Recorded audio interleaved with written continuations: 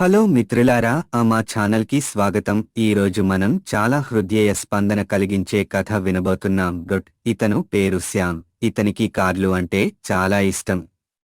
ఒకరోజు కొత్త కారును పాలిష్ చేస్తున్నాడు. అతని 4 సంవత్సరాల కుమార్తె ఒక రాయిని తీసుకుని కారుపై గీసింది.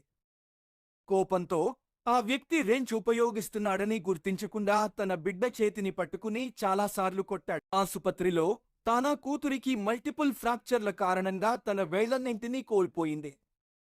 తానా కూతురు తన తండ్రిని చూడగానే బాధాకరమైన కళ్లతో నాన్న, నా వేళ్లు ఎప్పుడు పెరుగుతాయి అని అడిగింది. ఆ వ్యక్తి చాలా బాధపడ్డాడు మరియు మాట్లాడలేకపోయాడు.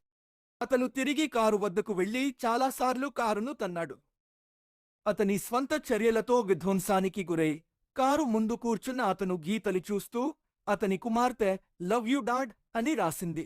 నీతి: గుర్తుంచుకోండి, కోపం మరియు ప్రేమకు లిమిట్ లేదు.